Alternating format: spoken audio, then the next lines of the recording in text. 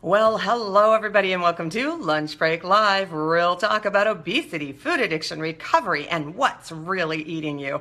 I am Carrie Dela Cruz here on this, if you're in the United States, voting Tuesday.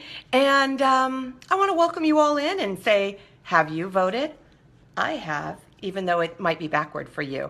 And as a matter of fact, some of you may feel that this election is a little backward all around, and so maybe this is fitting. Anyway, that brings me kind of to my topic of conversation for today. And if we're lightly attended live, I will just chalk it up to the fact that you are probably standing in a very long line outside your polling place, just ready, waiting to get in behind the curtain. I actually voted by mail, so that made it nice and easy for me. But anyway, all I know is I exercised my vote and my opinion, and that's really what we're all about. Whether you live in the United States or not, I am hopeful that you have the freedom to express your opinion, and that's what this show is all about. This show is my opinion. It's what I think about things, and sometimes you share my opinion and sometimes you don't. But just know that even if you don't share my opinion, you're not being judged, certainly not by me. All right, so I have made, as usual, a lot of really good notes about this. And it was like, it kind of came to me this morning because I realized, you know what? A lot of people, I've been getting this a lot more recently, but over the course of the last several years, I get this question a lot. Help me, I have regained my weight after I had weight loss surgery. Oh my God, what do I do? And then the next part of that question quite often is, should I have a revision? Okay? And so I realized, hey, you know what? That kind of forms a really nice question about what's my vote, right? So let me start from the beginning and remind you all and welcome you all in. I'm so glad that you're here.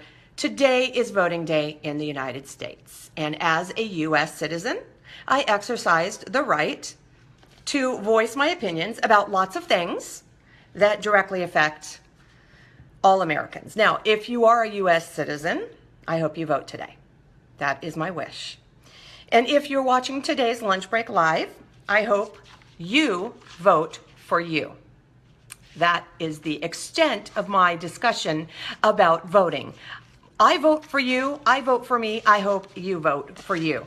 Certainly for your own recovery. Now, that is what today's show is all about, a vote for you. And since I get this question a lot, I really did think I would answer it in my very own, maybe special way. Now, bearing in mind, again, I'm going to remind you, this show is my opinion. So it is not an indictment. It is not a judgment of anyone. Certainly not how you vote, right? Whether it's a vote for yourself or a vote for anybody else, I'm not going to judge you on that at all because I believe that you have made an informed decision, whatever you decided, and that was based on your information at hand and what you felt made the most sense for you in your life. I am, however, hoping that I might be able to sway your vote in at least one area today, and we'll just see. So here's the question I'm going to put out there. Help, I have regained X pounds, whatever that is, 30, 40, 50, 60, 100, whatever those pounds are. Help, I've regained X pounds. I feel like a failure. Should I have revision surgery? Now, this does pertain specifically to WLS, weight loss surgery, bariatric surgery, whatever you want to call it, all right? So before I answer that question, I'm going to back up the truck a little bit. And I want you guys to remember, those of you who have chosen to have weight loss surgery or in the process of, getting ready to get scheduled to have it, I'm going to back up the truck and remind you, and I'm going to say, all right, why did you elect to have weight loss surgery in the first place? All right, that's a very important question. Why did you decide to have it in the first place? I think, certainly in my case, it is so that you will have the most powerful tool available to you to help treat your obesity. That's what I think. That was certainly why I chose it. I wanted to have the most powerful tool available to me to treat my obesity. But I also think that we choose weight loss surgery because we want to be cured. Of course we do. We never want to have to worry about our obesity again. We never want to feel like it's a battle that can't be won again. That's why we agree to such significant, means, solution with surgery. I mean, that's major. That's a major decision, and you don't come to that place lightly. So of course, if you're like me, you want to be cured of your obesity, and that's why you choose it. You want something that you can rely on. Of course, you did all of the research and you said, I have found that the bariatric surgery for my condition, whatever I'm opting to have, is very reliable in the treatment of obesity, and that is what I want. But a lot of us say, I need help to do something I've never been able to do for myself, right? And a lot of people say, I couldn't do it alone. I couldn't do it by myself. I couldn't do it without surgery, right? Have you ever said that? A lot of people say, you know what, I didn't do it myself. I had weight loss surgery. I'm like, did somebody do it for you when you weren't looking? I don't know. But anyway, the point is that we hope surgery will work for us. We wouldn't have surgery if we didn't hope it would work, right? And then one day it doesn't. For a lot of us, one day we wake up and we're like, oh my gosh, it's not working the way I thought it would. And the regain starts.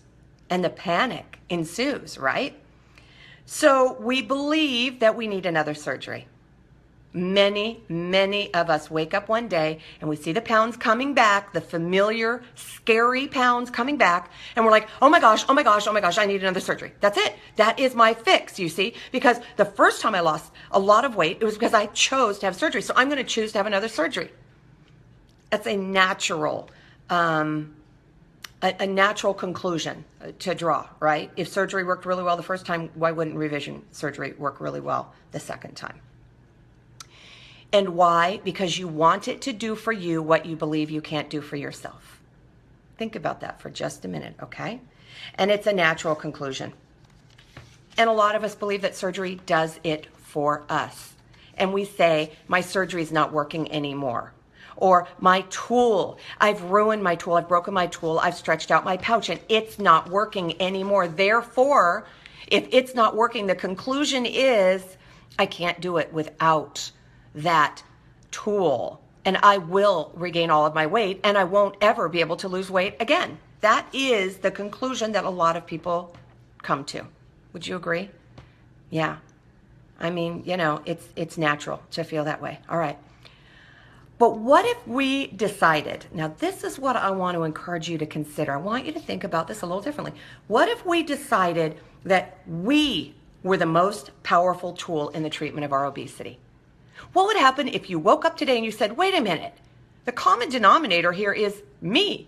I am the most powerful tool in the treatment of my obesity. I had weight loss surgery as a tool, but was I relying upon that to do it for me? It's time that I look inside and I say, what's it going to take for me to be the tool that I need to treat my obesity every single day, right?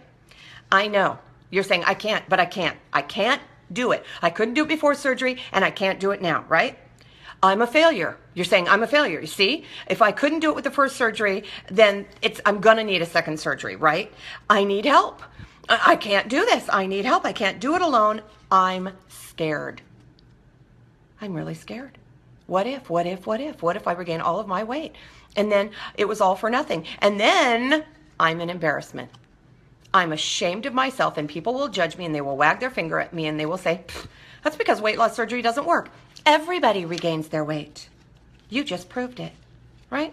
So it's not enough that we have to deal with treating our obesity on its own merits, but now we got to throw in all this other junk, all of this negative self-talk, all of this debilitating and demoralizing, downgrading, and oh my gosh, beating ourselves up. I can't, I'm a failure. I'll never be able to lose it again. All that kind of talk. Well, I wouldn't want to get out of bed in the morning if that was all I ever heard in my head. So now I'm going to change gears just for a minute. All right. Now that you've probably identified with some of those feelings, I'm going to change gears a little. And you're going to be like, what on earth are you talking about? All right. This weekend, I flew in a helicopter. I think some of you guys knew that. You saw my little Facebook Live video posting from the helicopter, right? And it takes a lot of faith to go up in a helicopter that someone else is piloting, right? It just does. I am putting my life in the pilot's hands. Of course, I didn't look at it that way.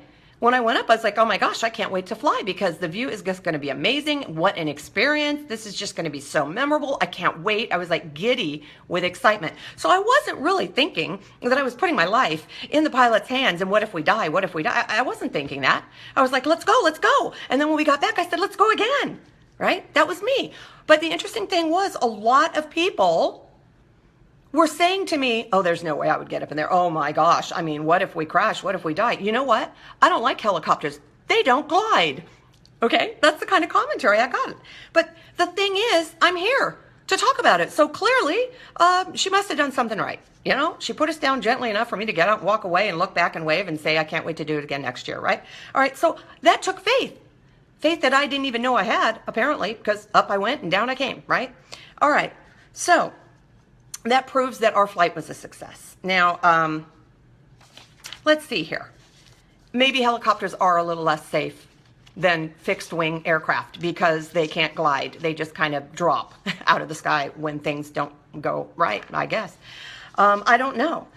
But if you're constantly afraid that you're going to crash, how likely are you to want to go up and fly in a helicopter? If all you're worried about is that you're going to crash, you're not going to want to fly, right?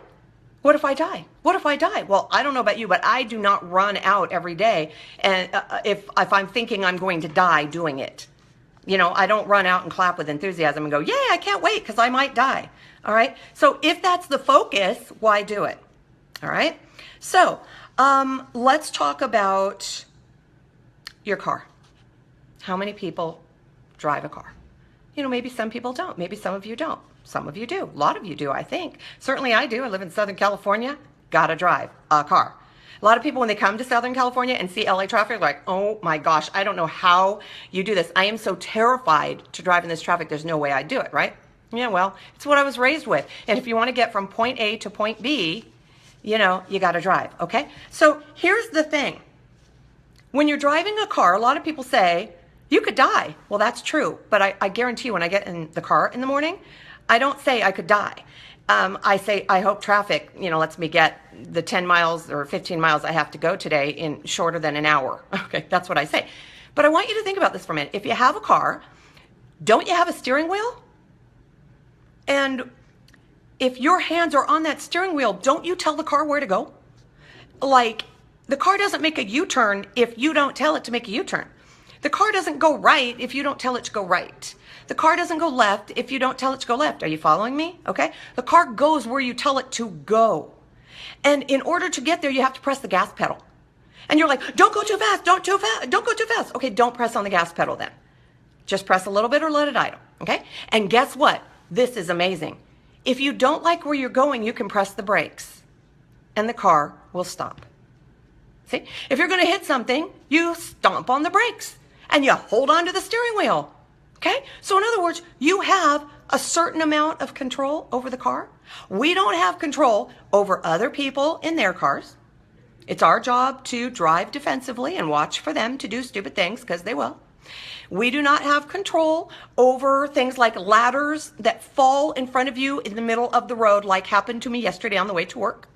Thank you, God, I was able to roll straight over it. Whew. But it was a little hairy for a minute there, okay?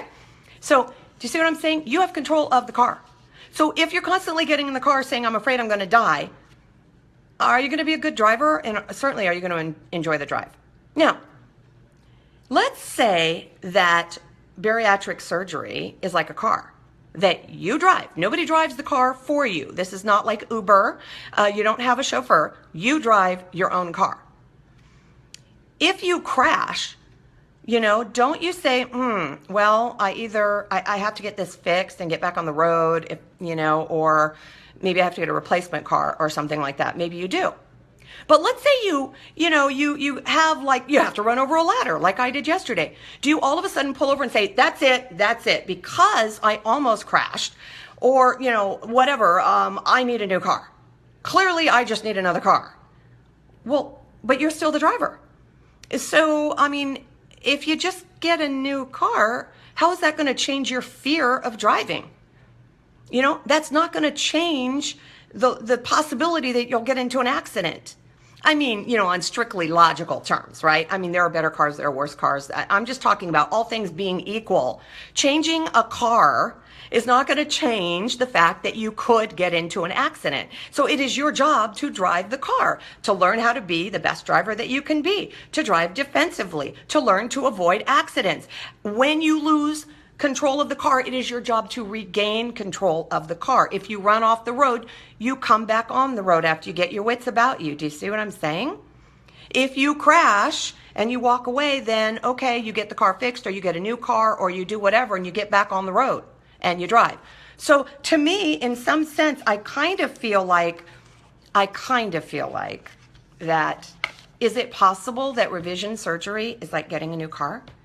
And you were afraid that you were going to crash the first time, and you're still afraid you're going to crash, but you're not willing to drive yourself? I don't know. Maybe that's too big a stretch. And I'm not judging anybody that decided to have revision surgery. I am not in any way, shape, or form judging you, and I am not talking about medical necessity, which sometimes happens. Rarer than you think, but it does happen. I get that, okay? And, you can have problems. The band slips, or, maybe you have a complication with your surgery and they have to reverse it, let's say, or whatever. I can't tell you how many times I've heard people say, I had to have my procedure reversed, or I had to have my band removed, and now I'm going to regain all of my weight. And it breaks my heart, because it's like driving a car. I get it. All right. Maybe it's going to be a little bit more on you, and it's going to be a little more challenging, and maybe there's going to be some more uphills. Okay. But you're still driving the car. You still have the steering wheel. And guess what? You learned a lot of things, hopefully, when you had your surgery and you began to change the way that you were eating. What if you did the same thing again? Only better. Now, this is where my vote truly is for recovery instead of revision surgery, and I will tell you why. A lot of people are looking to revision surgery to solve a problem that will not be solved by revision surgery. And that is the problem right up here, okay? A lot of us are saying, but I'm so stressed out, and I've regained my weight because I'm stressed out. Revision surgery is not going to stop you from stressing out. It is not going to stop bad stuff from happening in your life. Okay, but I've just been eating emotionally. Revision surgery is not going to stop you from eating emotionally. It's just not. Revision surgery is not going to change anything about you. It's not, okay? So if you have revision surgery and then you rely on that surgery to do it for you, then it's like allowing someone else to drive your car when there's no driver in the front seat and you're sitting in the back going, come on, let's go. Let's go where I want to go, okay? Drive your car. I believe you can do it. It takes faith. It takes effort. It takes learning. It might take changing the way you were driving your car before, because maybe you were crashing all the time and you're like, I'm going to have to change my course here a little bit because I'm tired of crashing. Whatever it is, okay? I'm not sitting here telling you this is going to be easy, but my vote is, above all, whether you have revision surgery or not, my vote is recovery every single time, because only recovery is going to give you what you say you want. And that is a life free from the tyranny, the imprisonment of obesity. It is going to lead to the liberty that says, I am free to live my life, free from all of that weight, the limitations that imposes, the feeling bad about myself, feeling like I'm being judged, feeling like I'm not good enough, all of that stuff. Surgery is not going to change that. Only recovery changes that. Recovery is the thing that changes that thought process that says I'm not good enough to something that says I am enough. It's the thing that says I can't do this to I can do it and I will do it one day at a time. All right? There is no magic. There is no quick fix, magic bullet, cure. Nothing like that is ever going to take away the disease of obesity. Not at this point. You are the one common denominator here that has the opportunity to cast a vote in your life for recovery. And so on this voting Tuesday in the United States, I hope you vote for you. I hope you vote for recovery. whatever that looks like. I hope you realize that you have absolutely everything you need inside to do battle here, to battle back this disease of obesity and live a life in freedom. That's what I want for you. So that's all I got to say about that. What do you think? I'm going to take a look at what you guys said as we close in. And today, I'm not quite so stressed out, so I'm not going to forget to sign off like I did yesterday. Oh my goodness. I looked and I went, oops, I forgot to say what I always say. So let me look and see who's here and what you guys are talking about. And I'm sure you guys have something important for me to address, something you're going to disagree with me on and say, yeah, but you don't understand. Okay, maybe I don't. I just understand what I understand, which is, guess what? I have to make a choice for recovery every single day. But guess what? It's not as hard. The more days that I go in recovery, the less attention I have to pay to it. It doesn't mean that I ever get to stop paying attention or forget about it, but it's not the same battle, the same uphill battle. I used to feel like I was pushing my car up the hill. I'm not pushing my car up the hill anymore. It's different, but you have to actually get on the road to recovery before you can begin to experience some downhills. Just saying. All right, to carry on the car theme. All right, Heather, I'm so glad you're here, and you commented, so I get to say hi. And Kathleen, my good friend, and my mama, of course, who was here front and center, and Melissa, so glad. Yes, this is one of my fears, regain. Hey, if we are constantly sitting there giving energy to and focusing on fear, guess where we go? All right, it's like learning to ride a motorcycle. I always said, don't look where you don't want to go, because the motorcycle will go wherever you're looking. It follows your eyes. So if you're looking going, oh my gosh, I hope I don't hit that car, guess what you're going to hit? The car. So you want to look where you want to go. Don't look where you don't want to go. It kind of makes sense when you think about it. If you're focused on regain, what do you think you're going to get? But if you focus on reclaim, if you focus on recovery, guess what you're going to get? I kind of think you're going to get recovery. That's just me. Maybe that's too simple. All right. Oh, you're rereading the book, Heather. Oh, I'm so glad. I hope you get something real good out of it. And, we get different things out of the same stuff that we read sometimes when we're at a different place in our life. All right. You've had 2 surgeries and you need help. You've got you, Kathleen. You do. You've got you. You've been here. You've been listening to me. You understand what recovery looks like. It's just a matter of deciding you're going to choose it for yourself. And you're going to work hard to be the best version of you can be, which is, I don't remember ever talking about perfection, ever once, or weighing a specific number on the scale. All right.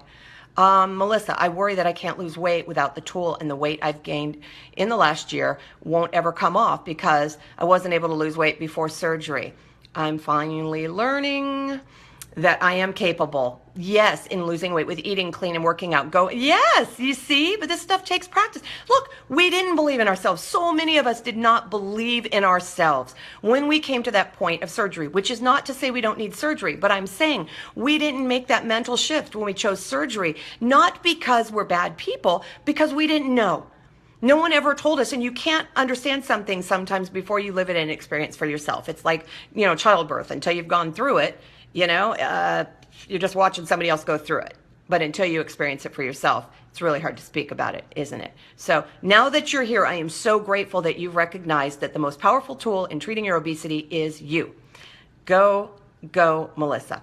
All right.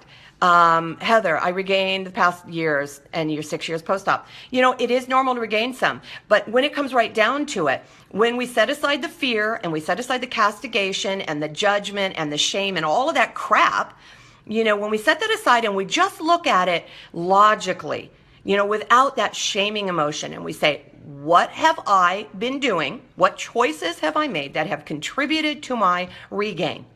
Well, maybe it's somebody wrote Starbucks. Right? Okay. So what are you going to do about it? How about no more Starbucks? Oh gosh, I can't live without Starbucks. Well, clearly you can't live with Starbucks. So I'm going to advocate that you try it the other way, because you saw, where it went, not being able to live without Starbucks. So let's try it without it and see how that goes. See what I'm saying? We know when we set aside the fear and the judgment and beating ourselves up, we know what we're doing. Obviously, we're not doing the things we did when we began to lose weight. We aren't following what we were told to do before we had surgery. Of course we're not. This stuff doesn't just magically happen when we're, quote, following all the rules. We know we have invited the carbs back and they brought friends.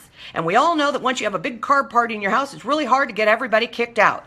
They just don't leave, all right? You invited them back in, and then you're beating yourself up going, God, I cannot believe I invited those carbs back. Who cares? Kick them out, lock the door, all right? You know what leads to regain. There's no mystery. So just own your crap. You know what? Nobody can beat you up as much as you do. So I think that's a good thing. I'm not beating you up. Are you beating you up? How about you stop beating you up and reclaim your life and choose recovery? That's it. I'm not saying it's easy, but it is possible. All right. Let's see. That's why you won't get a revision. That's right. You better eating and exercise. You know what?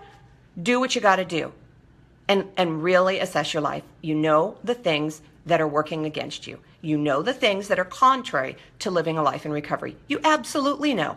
And you know, a lot of us can sit there and whine and moan and say, it's just not fair. I wish I could. And it's just not fair. I mean, other people get to, oh, well, you know, that became one of my phrases. Yeah. Okay. My family gets to eat pizza, but my history with pizza is not a good one. And I don't stop once I start. So pizza, not an option for me. Cookies, the muffins, the ice cream, all that stuff. Oh yeah, I love it. And the cake and the wedding cake. Well, how can you go to a wedding and not have wedding cake? Easy. You pass the plate to somebody else, you know? And you sit there and you don't linger. You don't mourn about it and go, oh, my life is so miserable because I can't have wedding cake. My life is not miserable because I can't have wedding cake. I choose not to have wedding cake because I want to be able to fly in a helicopter where they say the weight limit is 300 pounds per seat. And I'm like, no problem. I got this. I don't have to worry about that anymore. That's what I want. So if that's the price of admission, not having cake today, I'm willing to pay that. I think that's pretty fair. I don't know how you guys feel. All right. Let's see here. Yeah, revision surgery ain't a revision of the brain, darn it. You're right, Laura Van Tile. You are so right. And you know what the interesting thing is? Neither is bariatric surgery. That ain't no revision of the brain either. And yet, how many of us think it is? And then we're shocked to find out it isn't. Well, unless they're opening the top of your skull, I don't know how they're getting to your brain. Just thinking. All right. I am so glad that you guys were here, and I love it. All right. You needed this. It's that enough word. Pitch the enough word. Pitch it. Sufficient. You know, just nobody's better than you. Nobody's worse than you. You're just you. Now, work on being the best version of you can be.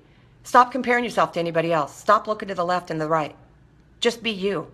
As my daughter said, do you. Right? Just do you. Wake up today and say, I'm going to do me. All right? Not going to worry about anybody else judging me.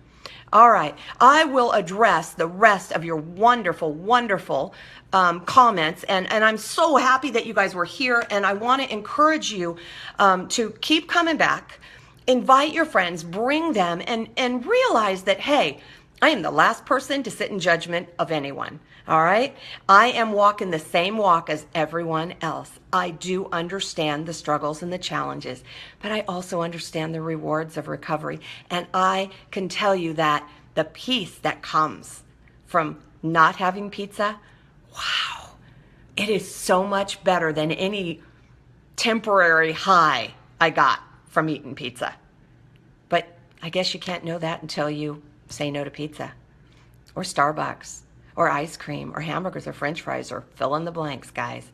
So choose recovery, you guys. That's what I want for you. That's what my show is all about. Thank you so much for being here. I have gone darn long enough on this voting Tuesday. My vote, recovery, not revision. What do you think of that? All right, guys, I will see you tomorrow. Share this with anybody you think might benefit. And I'm going to remind you all, recovery, that requires courage. So have courage, seek peace, embrace joy, and above all, live your recovery. Remember, you can't stop feeding what's eating you if you don't know what's eating you. Take care, guys. I will see you tomorrow. Bye.